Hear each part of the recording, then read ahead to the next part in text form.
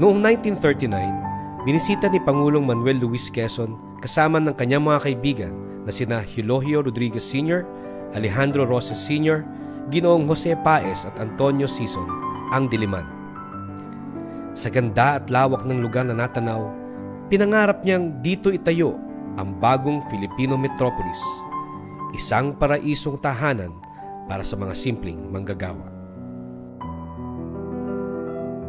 September 28, 1939 nang aprubahan ang Bill No. 1206, ang pagkakalikha ng Quezon City, at isinunod ang pagtatalaga ng mga opisyal na mamumuno at magpapalakad ng bagong lungsod. Namuno bilang mayor ng syudad si Pangulong Quezon sa loob lamang ng 10 araw. Ngunit ginabayan niya ang mga sumunod na mamumuno ng lungsod nang naaayon sa kanyang paniniwala. Ang pagkakatatag ng lungsod ng Quezon ay hango sa kanyang social justice philosophy, paniniwala sa pagpapabuti ng buhay ng mamamayan sa pagbibigay ng mas maraming trabaho at tirahan para sa mga manggagawa. Kilala natin si Pangulong Manuel Luis Quezon bilang unang presidente ng Commonwealth. Nagbigay daan para makamit natin ang ating kalayaan. Siya rin ang ama ng wikang Filipino. Ngunit may isa pang napakalaking kontribusyon si Pangulong Quezon sa kasaysayan ng Pilipinas.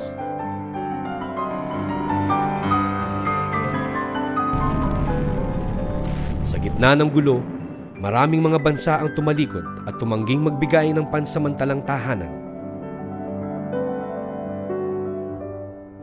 Ngunit sa puso at damdamin ni Pangulong Manuel Luis Quezon, isa lang ang kanyang pinaniniwalaan, na sagrado ang bawat buhay at tungkulin niya at ng kanyang bansa ang magbigay ng tulong sa mga nangangailangan.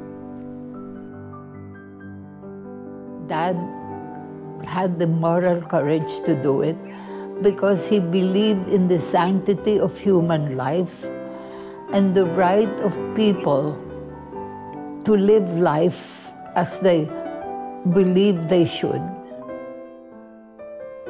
Katuwang ni Pangulong Manuel L. Quezon sa pagtulong ang magkakapatid na Frieder na nasa Pilipinas at nagpapatakbo ng kanilang negosyo. Sila ang namuno sa Jewish Rescue Committee sa Pilipinas. Those were the golden days, right? They could have just hung out and play poker and have a good time and dance a tango. But no, they had something in their hearts. And what was this something? They had a burning desire to do something good. And they all use their personal relationships to work it out. Ang naging resulta, ang pagkakaligtas ng humigit kumulang 1,300 European Jews. Marikina Hall was actually property that he had bought that was supposed to be the nest egg for my father. It was going to be the land that would make sure that my father would have a good living after his father was president. This is what he devoted for the place that the refugees could stay in. Pumanaw si Pangulong Quezon na hindi nasilayan ang ipinaglaban niyang kalayaan sa pananakop ng mga Hapon. Ngunit hindi na mabubura sa kasaysayan at maging sa alaala ng kanyang mga natulungan ang kadakilaang kanyang ipinakita.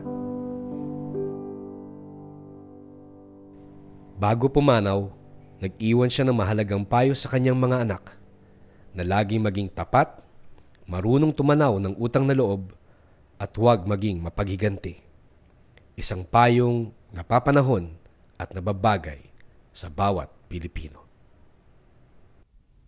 My fellow citizens, there is one thought I want you always to bear in mind, and that is that you are Filipinos, that the Philippines are your country and the only country God has given you, that you must keep it for yourself, for your children, and for your children's children until the world is no more. You must live for it and die for it if necessary.